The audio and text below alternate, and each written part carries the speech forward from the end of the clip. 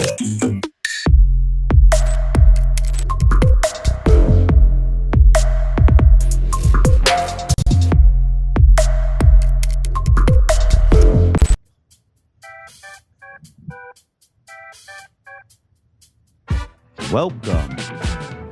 to the Immutable Mindset.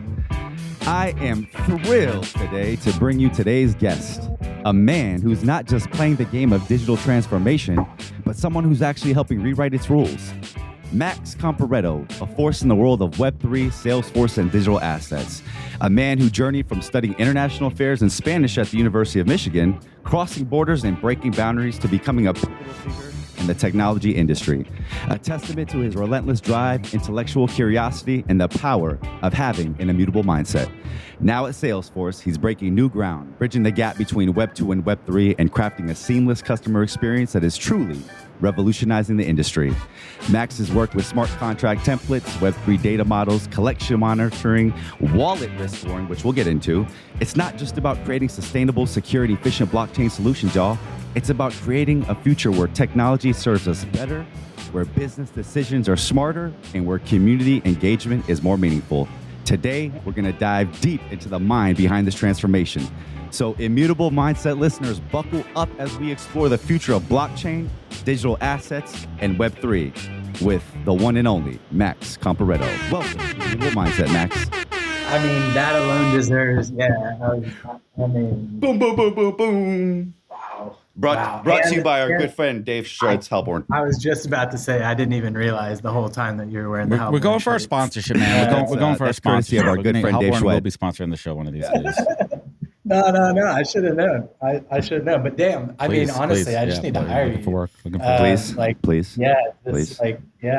I'm cheap. I'm not that expensive. Introducing myself is like not it anymore. Yeah, I easily undersell myself. All right.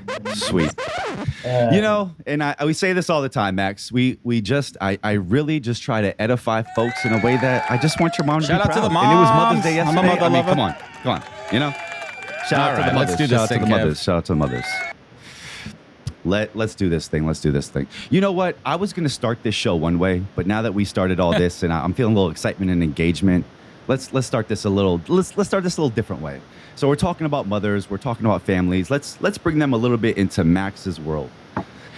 Max, I heard you recently on a podcast say something about the fact that your Italian heritage has led to the fact to you as a kid finding money all over the house. Be careful when we're talking about Italian families, Kevin, with finding money introduce us behind the cupboards and cabinets and the floorboards. Let's just start there, and then we'll move this on. But yeah, just what was all that talking about DeFi and finding money in your Italian grandparents' house everywhere? What's money in the walls? What's this? Yeah, I just have to say I don't recall. No. It's a good way to start. Yeah, no.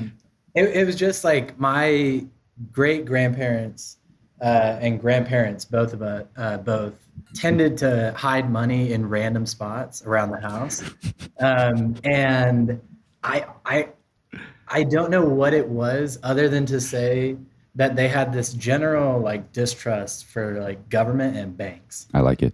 And that was like they were Web3 pioneers. Yeah, honestly, like I that's the point I was making on the other pod. No, that's like awesome. Some of what I look at and I'm like, okay, it kind of makes sense that I got into like DeFi and self-custody. Nah, totally.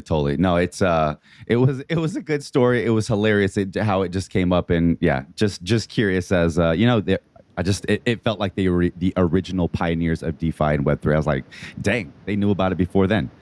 But let's go ahead and segue that into the reason we're all here, and that's to talk about Web3. It's always interesting whenever we bring guests on here to we're recruiters by trade, so we dive deep into backgrounds. We like to figure out who it is we're talking to. And, diving into your background on LinkedIn and figuring out how you got here. Can you tell us, bring our audience a little bit more into your background and what led you to work in the technology and the software industry? So no, I was a recruiter. Yeah. I mean, that's key. Go ahead, start there. Shout out to recruiters. Shout out to recruiters. No, so like when I graduated from school, frankly, I really didn't know what I wanted to do yet. So I found through a family connection, like someone who was hiring for a tech recruiting job in Atlanta, and I was like, well, Atlanta was somewhat established already for the family. Like my sister volunteered through Teach for America or participated as a teacher in Teach for America, Nice. and got placed in Atlanta. And she Love was Atlanta. the oldest of the three of us, so she kind of picked it for everyone. Because like once like I told you we're Italian, family's super tight. Like once my sister went to Atlanta, it was like Everybody's going. I could like see my future immediately. My brother is 5 years older. My sister is 7 years older. So like she went 2 years later. My brother's there. I'm like, There you go. or actually he had a stint in Gainesville. He went to law school at UF, but like he ended up after law school in Atlanta. And then it was like, oh man, I'm gonna be the worst kid of all time if I'm like, you know what? Yeah, because didn't you go? You went to could University do of it. Michigan, right? Yeah. Yeah. Yeah. Well, I mean, Ann Arbor was like a little like pop out for me. Like I like grew up in Southern Florida, like lived there until I was ready to go to school. I bounced like between Orlando and Tampa, and then wound up going to Ann Arbor for school. Super cool experience. And then was like, I'm not living in the cold No. and dealing with all that on a Nope. on a like voluntary basis. So the family had kind of reestablished itself in Atlanta. So anyways, wound up in Atlanta. Didn't know what I wanted to do. So I opted in to go into tech recruiting. And it was one of those jobs where it was Base. like 30K base Yep. salary, uncapped commission, eat what you kill type jobs. Initially, it wasn't a full desk. It was like just recruiting, sourcing to account managers, through account managers Right. to accounts. And like I specialized in network infrastructure, and later like moved over into more applications type skill sets, programming, architecture, design, all of that. I went into DevOps, recruiting, but eventually like I just wanted to do something more strategic, and like placing people in staffing jobs that seemed like kind of one-off jobs felt like transactional. And so I wanted to develop more of a relationship-based selling experience or like flow. And that led me to selling professional services projects, but with the same company. And then, no, yeah. go ahead, please. No, I was going to say, and then the transition to software came after like a Yep. year and a half of doing that. So yeah. And that's, I mean, because it looked like the transition from there to Salesforce was pretty seamless. Yeah. Just yeah. in terms, I mean, you're a technical recruiter, so again, you like you said, you're working with the technical aspects of the role. You know, you're just dangerous enough to work with things, to talk with people. Yeah, I know how we do, but then you decide to dive deeper into the technology sphere. 100%. Yeah. I like wanted, well, people are wild. Crazy right? shit. Like people do wild shit. We're in the like, degen we've space, seen a lot, so man. yeah, for sure. Well, like, yeah, I'm sure for y'all, like times two, right? But I placed developers. And on calls too. Developers do some weird stuff to land in some weird Yeah, situations. no, we need a story, And man. Whoa, you can't just say that. What is that? What does that mean? Weird stuff, please. Yes. What does that mean? I mean, let's just say this. Like, so Go ahead. Weirdest thing. Go. Once you play someone, in at least in my old world, that might be similar to yours, maybe different. They're on your payroll, right? At the company. Yes. Right. So they're really working for you. You manage them, all that, right? So you do a lot of the hiring and firing, like pretty much, because they're working for you again, Right. on your payroll. We used to pay weekly, and so I had developers that I placed in jobs that would do the most inappropriate shit and like be in the weirdest positions and situations. So like there was one time, speaking of like hiring and firing, I had to go and let someone go from that was on site with a airline client in Atlanta, and I walked in and they were like, "Are you here to pick up person's stuff. And I was like, yes, that's exactly why I'm here. And they were like, oh, okay. Hey, let's walk him back. And I was just like, Creep. that's so interesting. Why you're so in seeing my reaction to whatever this is. And I get there and it's like straight up a desk with like, shelves with, I don't know, man. Oh no. Like 100 Beanie Babies, all just like turned in a creepy way towards the person's chair. Yeah. All right. Just interesting. Just cool. Interesting. Yeah, just interesting. Like, I hope this weird- person doesn't know where I live stuff Lots of after. questions. in recruiting. Yeah. And Is that a deal? Is I my had to phone move number? states. That's why I'm in New York. It's wild. It's a wild story. Anyways, I can't talk about everything legally. No, we understand. We understand. No, so, Yeah, seamless transition into Salesforce. Salesforce. Yes. Sorry. totally seamless transition into Salesforce. I wanted to go somewhere. My point that I was trying to make is I wanted to go and sell something that was like a little bit more predictable in how it behaved. Like people are totally unpredictable. At the same time, predictable, but certain people once you get to know them. But all right, unpredictable generally speaking. And so Technology minus ChatGPT AI, very predictable. Agreed. Go. Exactly. So I felt software was a safe space to crawl into after recruiting. So I wound up selling CRM licenses to like companies that had more than one, obviously, but fewer than like 50 total employees. And so it was a totally different experience. Definitely. Right? SOW, big professional services contracts being sold to Fortune 50 companies like Coke and Delta and Home Depot and WorldPay and Whole different sales cycle, et cetera, to selling CRM licenses to SMBs that may not think or imagine at all being able to afford CRM from Salesforce. And then that was a tough transition for sure. And you get in and you start really kind of on the sales side as an account executive, right? Yep. So I did that for what 3 years technically, actually. through different roles throughout the process. And was it through this process, or where was it? What was it? Was the kind of the point where you started to see this blockchain thing? I know you talk about your kind of your own process learning 2018, 2019, I believe one of your friends introduced you to it. Was there anything within Salesforce that was introduced to you, or was that just straight up your own was it on the radar of like Salesforce trends? Are there like that? weekly newsletters to keep employees kind of in the loop of what's happening, like latest and greatest? None of that shit, you would think. No. Mm-hmm. Not before I got involved. And even now, like we don't send out like a mass newsletter, but we have like a large Slack group that we use for general comms, and like we put out regular messages. So then, like a lot of us, it was your own rabbit hole that got you into this. Yep, self-discovery. Yeah. It was like it was personal passion outside of work since before I even started at Salesforce, and my cousin had introduced me to it just as like an investment.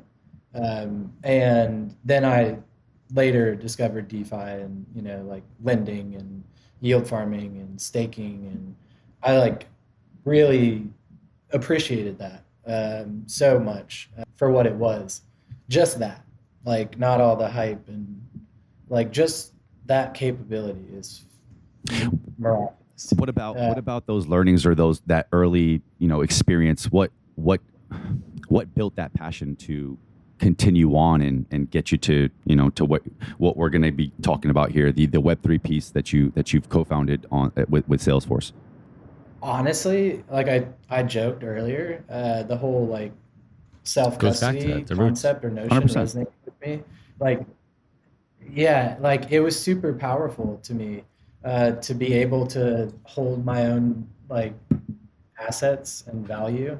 Yeah. And of course, like you can go get money from a bank and you can like put it on my coffee table. I could probably put all my savings on my coffee table, but like, like you can do that. You can hold value, but like to securely hold value and have it be truly like immutable and like protected, and then have the freedom of choice, true freedom of choice. Yeah. Because without holding something and custodying something, you don't really have like true freedom of choice. You're like asking for someone's permission to do something with your stuff. And that just, it hits so deeply for me. And then when you see situations where trust is abused or destroyed or deteriorated to some degree, it just makes you not question at all like your kind of I don't know, conviction in the future of things being driven in Sure.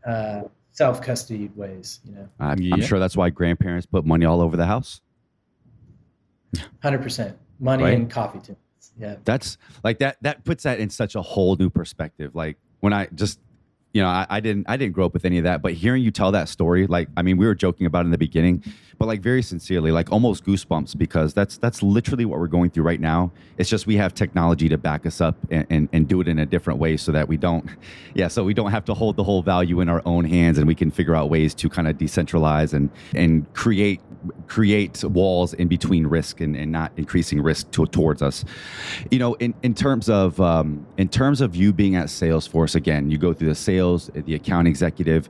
I know there was a point of which I was looking at your background. You do go to market strategy and product in the emerging technology space. At what point are people at Salesforce starting to have those conversations? Matter of fact, is anybody, you mentioned maybe nobody's curious. Were you the one to bring this to the forefront? Are you the one that's evangelizing this, that's taking the initiative and telling them, hey, we need to talk about this Web3? Or was there something internally that happened where you just got to meet somebody or something happened? Just curious. So it's kind of both. Okay. There was a product group that was focused on developing a blockchain application in 2017, 2018, that was called Salesforce Blockchain. And it was built on Hyperledger Fabric. And it was a PBFT consensus model blockchain on the back end or instances of those essentially, like could be spun up on the fly to enable brands, companies, institutions, whether they're educational or otherwise, to spin up their own little permission networks and invite other people into those networks. And they could say, oh, I'm an educational system or a system. Right now, it's really hard to share documents and exchange information seamlessly. We're looking for papers and we're doing this, and we're hunting this down and that down, and it's hard to share it and get it in the right format, all that.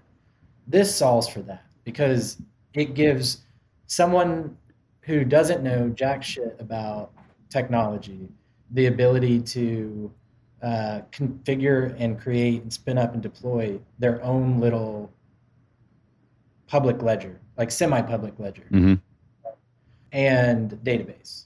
And that's a powerful concept. So there was somebody who had worked on that, developed that technology, but failed in bringing it fully to market. And it got to like pilot, and there was some pilot traction, not much. It kind of fizzled out. Now, and the thing is, like, building consortiums is hard. Like, that is like lesson number 1 and probably lesson 2 from that process. And I wasn't involved then. Like, I was still in my account executive days as this was all happening. And there was a guy named Adam Kaplan who was driving all of that with an architect named Prithvi Padmanabhan. They disbanded and like went into different parts of the company after that got shut down. Slack acquisition, funds were moving around, getting focused on integration, all that. Gotcha. And they started talking again at the end of 2020. And at the beginning of 2021, Adam was at this random forced virtual happy hour that happened during the pandemic, like the ones where you just get, I mean, you guys were in a startup maybe, or at your own company recruiting, so you maybe didn't force each other to drink with each other online. This was like a thing, let me tell you, in corporate America. So anyways, Adam gets on one of these with my then boss, or actually, ironic, my then boss's colleague, or like counterpart from my org. And he starts, chalking it up with this person. And he tells them about an idea that he had for this like marketplace that he was considering developing outside of Salesforce. But they were also chatting about what we could do inside of Salesforce with regards to NFT technology, blockchain technology, because he still had it in his mind that, he wanted to do something in that space and product development. And this is the beginning stages of the talks for what you guys are doing now. Yep. Okay.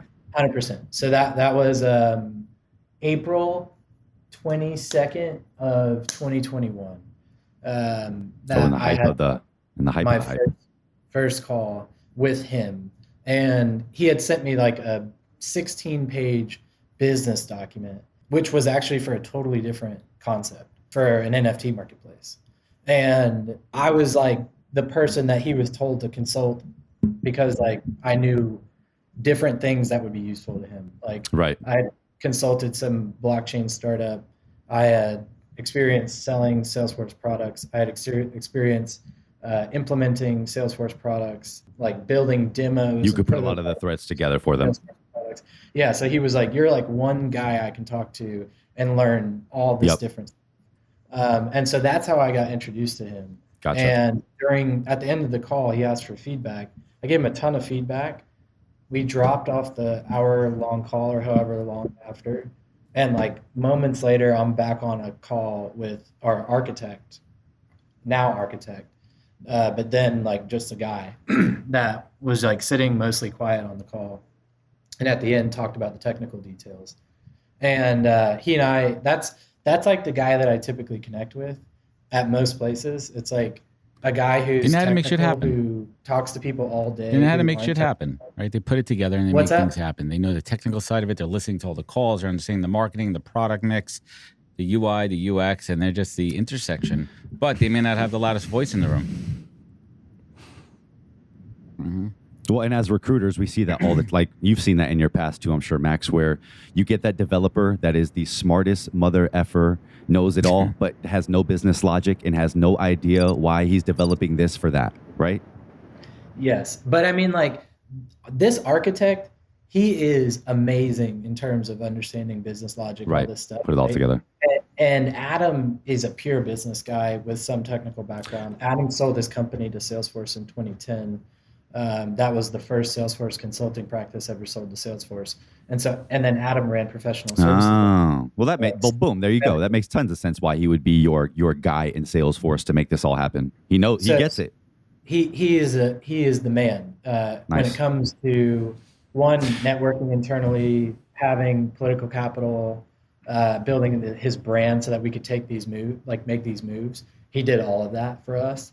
And when I came in later, it was to riff on concepts and ideas and applications for NFT technology. And that was where the idea was born, out of some of these follow-up conversations.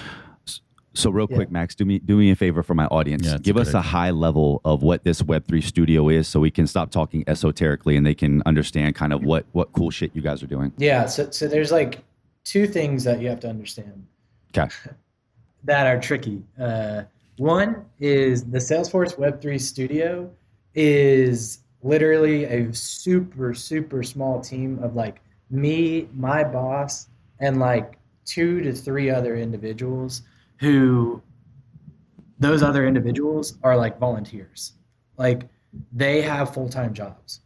There is like myself and my boss who are fully dedicated to this studio.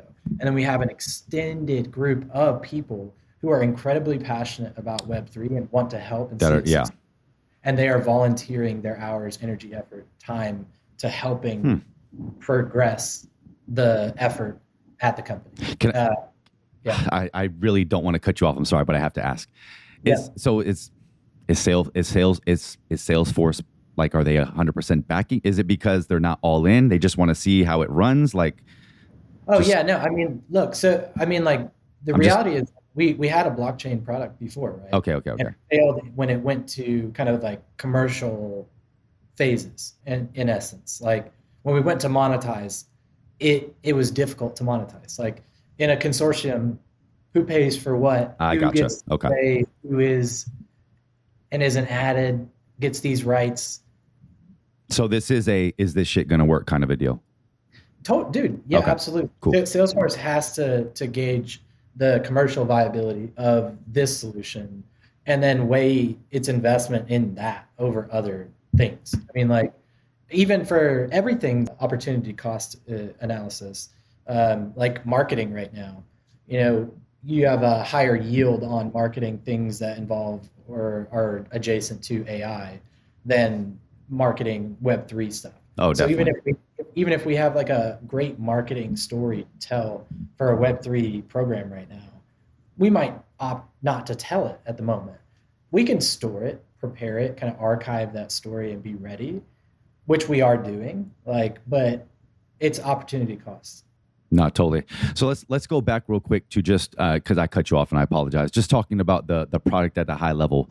So just in terms of how you guys are creating that seamless experience for Web2 to kind of come over to Web3 and for brands to start to touch Web3 and play with it. Yeah, what are you guys doing for them? Cool. So I was just clarifying. No, yeah. Web3 Studio team, Salesforce Web3. So team, not product. Salesforce Web3 is the way that the product is referred to. But in reality, there are two products within Salesforce Web3. So the term Salesforce Web3 is really just used to collectively refer to those two products. The two products are NFT management and Web3 Connect. NFT management is a no-code smart contract creation tool. It makes configuring a smart contract and deploying a smart contract as easy inside of Salesforce as it is logical to like product, right? That should be something that should be integrated or create an regardless. Yeah. 100%. That's exactly what it is, actually. When you create it in the system, you actually are creating product records. So each NFT is represented by a product record in the CRM. And then when you sell it through Commerce Cloud, if you sell it, right? Like you might just distribute it and airdrop it, which you can do from any backend, right? Including Salesforce. But if you want to distribute it through a front end and actually sell it or have someone claim it, you can do that through our Commerce Cloud product, if it's in terms of selling it, or you can distribute it through any type of site builder or front end experience. Got it. And we can still power it through the back end. So that's what NFT management is. It's super cool. It organizes the hell out of what you're doing, because right now, I know what people are doing and it's not organized. What you can do inside of Salesforce is have like a record of the collection itself, and then off of that, be able to see every wallet that interacts with it as a smart contract, every token that's minted from it, all of that data time-stamped, dropped right into Salesforce for you to have and reference in reports and dashboards, automation rules and workflows, all that type of stuff to drive like unique, personalized customer experience and like touch points that feel human, even if they're automated. No, I love that. I love that. It's. I mean, you're truly trying to help these brands create innovative experiences leveraging this new technology. Well, let's get to it. Are there any cool brands or interesting entities that we can talk about that are leveraging this technology and any cool ways that they're leveraging it that we can talk about? Yeah, so I'll talk about what I can talk about. Please. And then there's definitely stuff I can't that I'm super excited about. Maybe more. You just can't talk about the stuff that you're super excited about. We get it.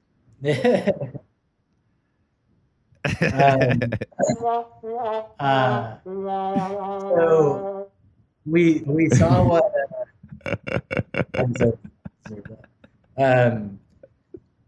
we saw what Diageo did, or Scotch and Soda did, or no, sorry, excuse me, Diageo with Crown Royal, and that was I'll say this, like, we've learned a lot over time, and things have evolved, as you've seen, like, pretty quickly in the NFT space. Like our first project with Scotch and Soda, we like only enabled MetaMask, only enabled desktop minting, didn't have mobile, didn't enable like fiat or wallet creation services with like email inputs, for example, like Magic or CrossMint, whatever. Now, like what we're doing with Diageo, I think is really cool because they're one of the more progressive brands when it comes to imagining a future where they truly do incorporate NFT technology into their existing business strategy and make it better for the reasons that Web3 makes it better, or can make things better. And they're thinking about it very, very programmatically, in the sense that they're thinking about governance models for their international brand, and thinking about governance models at like regional levels. All right, in a mayor, if we have brand managers that do this, this, and this, what rights and permissions should we give them relative to NFTs in our world? That's like, interesting. With our IP, and their digital asset management system might be connected to Salesforce. And that might be the system from which you pull assets to tokenize and then distribute. And so you're in essence distributing IP. So who do we want to give the rights to distributing IP to? And how do we want to update our terms of service to include, covering scenarios where we're distributing IP? And they're thinking very advanced, I think, about integrating that into their business, and fractionalization concepts of real world asset tokenization. They're great. I'm excited about what they'll do. Yeah, it sounds like they're actually leveraging like the technology of it and not the gimmicky parts that I feel like we overemphasize in crypto Twitter and other places. That's well, look, they're still doing the stuff that's like more engagement farming, if you will, but it's just that they understand the nuance of that alone. Like that there are strategies that are about engagement and about reach and about getting people into the ecosystem. And then there are others that are more like targeted, limited run, low supply, hitting a certain group of customers or a certain segment. For sure. High value, high net worth individuals and stuff, and that's okay too. Well, it feels like we're still in this place where I think it makes sense to.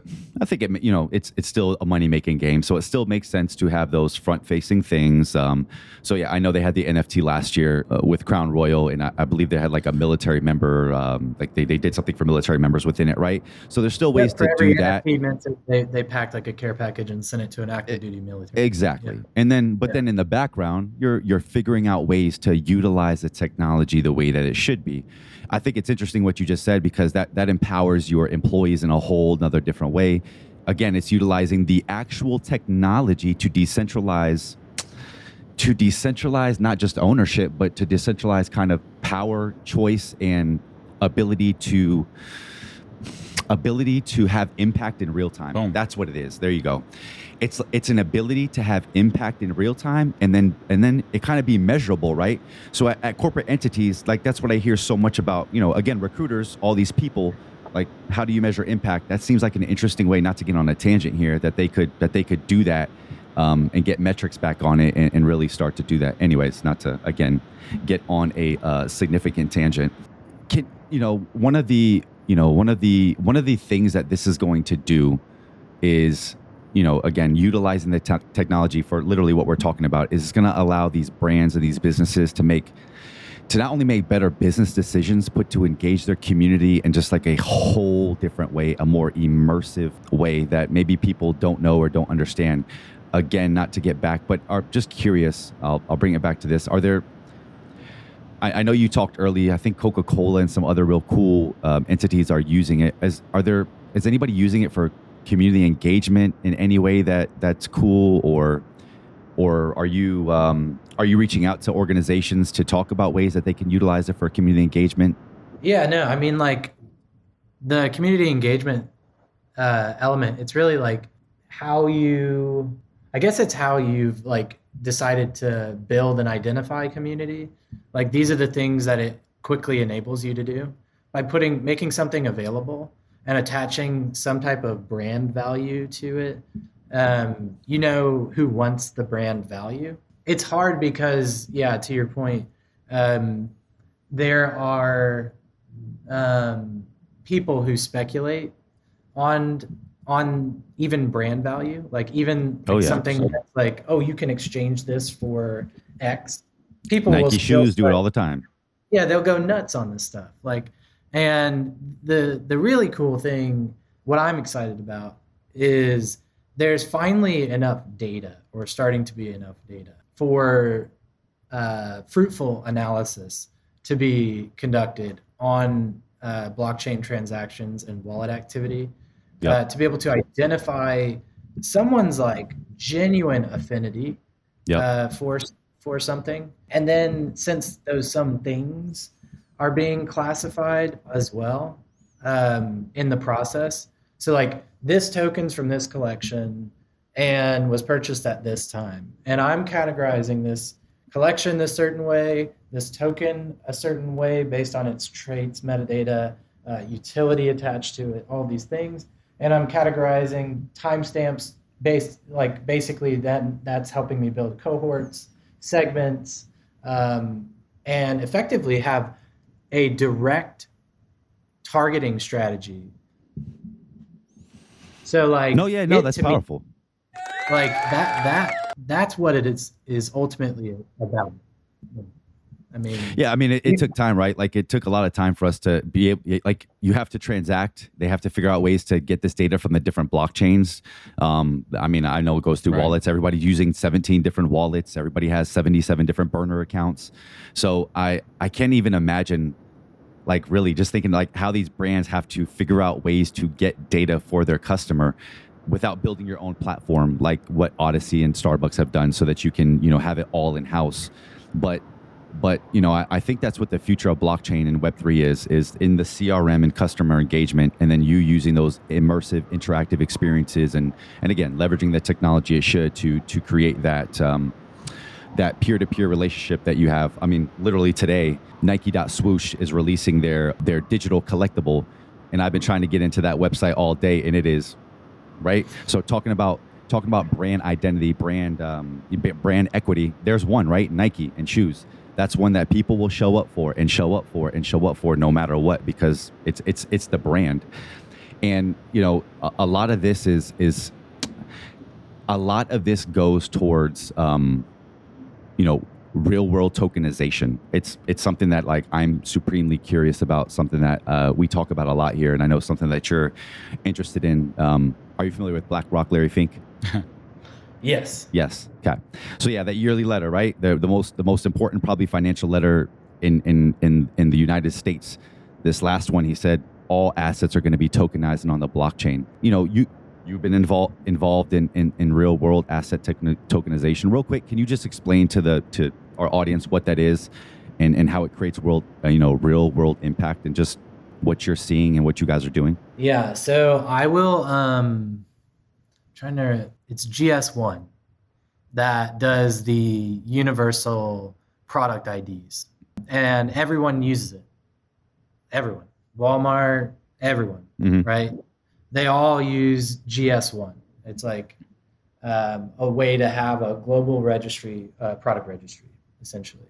Real world asset tokenization is going to exist and become a reality, or I guess a future where all real world assets have a record on chain. Basically, there's a record of all real world assets and products on chain. That will happen because it's easier to track things that way. Like I think people overcomplicate the reasons why things are going to happen. Yes. It's simply easier to track. And that's just one thing. It's easier to trace it back to its point of origin.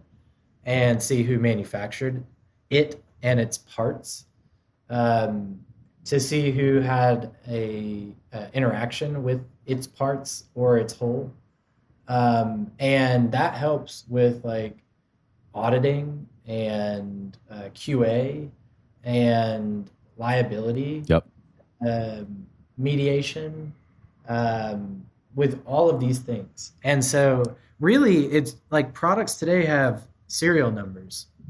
Serial numbers help us track things. This will be a way for us to track things more universally, and make it easier for us to transfer something from Kevin to Adam, Yep. and from Adam to Max. And it's a lot easier to transfer Exactly. a house, or 10 kilograms of gold, by token, represented by a token, moving electronically or digitally on a distributed ledger, than it is that's accessible by a million different front-end interfaces, the same backend, than it is to access a million backends, and a million front-ends into those million backends.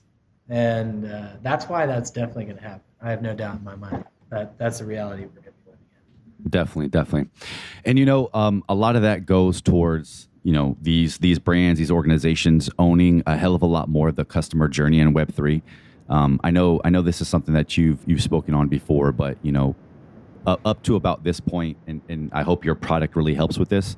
So much of the whole process has been outsourced to consultants or to degens like us that have gone down those rabbit holes and done all these things. I wanna end it on a question. You were talking at NFT NYC about how brands win with NFTs.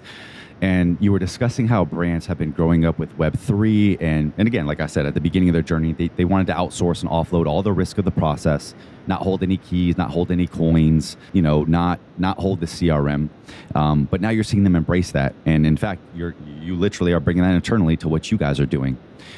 So one of the things you said that I wanted to kind of get your comment feedback on is brands are starting to own more of the customer journey in Web3. What does that mean for the future of Web3 and what we're trying to build here? Yeah, so I would say owning the customer journey and interacting directly with digital assets are two different things. I'll clarify that. You can own more of the customer journey and not have greater exposure to digital assets. And that is definitely the truth of what I see most often with brands. Brands are wanting to take on more of the responsibility for engaging directly with the communities that these types of things can attract. They want to engage with these communities, and they want to engage with consumers who are engaging with digital assets, but they don't per se want direct exposure to digital assets themselves.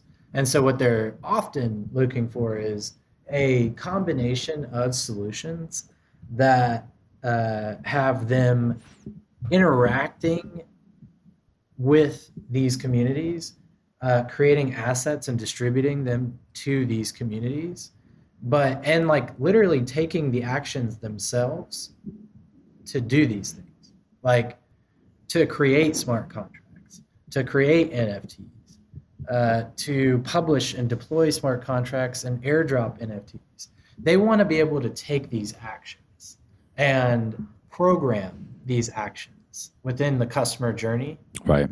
However, they want custody to be handled by a third party most often. And so what I'm working on is truly, like, in my opinion, the most thoroughly integrated existence of Web2 and Web3. And I am trying to identify the path from completely outsourced custody to levels of self-custody that brands are willing to assume based on their legal or otherwise affinity for risk and exposure or requirements. And so it's a tough process. I'm getting it handed to me every day, like running into roadblocks left and right. But we've identified exactly the two things that brands want and need to be able to participate in Web3 without having direct exposure to crypto assets. And I'm working actively on solving for that. Oh, yeah. And those two are, just real quick, you got to say them. No, man, that's my sauce. Oh, man. All right. I'm kidding. All right. Nah, bring us home here. You said that's my sauce. Well, nah, we gotta have that's him pretty back on to saucy. share Pretty that. saucy. Come Pretty on. saucy. No, Max, sincerely, no, to like seriously, given your background, you have the technical, the sales, the marketing, like you have the right mindset and the right capabilities, the right intellectual framing to be able to steward this. I think what you're doing is honestly, like very fucking sincerely, one of the most important things that's happening in Web3 that people are not talking about or maybe don't know. Crypto Twitter is so fascinated with meme coins and shit coins and other things that I think they're forgetting the most important aspects of what the hell we're doing, and that's connecting the rest of the world to Web3, and you're doing it in the right way, dude. So I wanted to bring you on here to really praise you on that, to discuss a little bit of that, and I really appreciate you giving us some time. I definitely would love to bring you back on for maybe like a live show on LinkedIn, get some more engagement from folks that, once this product gets out there a little bit more and people start getting more used to it, definitely want to get you on. But anyways, with that said, thank you again so much for joining us today, Max. Please check out Salesforce new Web3 product available now. It is at www.salesforce.com/products/Web3 we'll link it up in the comments /overview. Not going to be able to. And please, Max, we will. It's okay. Please let the people know where to find you on social and anything else that you're working on that they should know about. I will drop a comment for everybody, but best way to reach me is on LinkedIn. I pay attention to Twitter sparingly because of my DMs look like a nightmare in Twitter. I keep totally understand. On LinkedIn. Feel free to hit me there. Thank you guys for having me on the show. This was awesome. Dude, thank you so much. Thank you. And to everyone listening at home, really appreciate you. Everybody have a fantastic Monday. I hope it's nice and shiny where you're at. Thanks for joining us on the Immutable Mindset. Follow us on all our social media channels at Immutable Show. Subscribe, comment, and network. We'll catch you next week for more. Take care. Stay curious, y'all.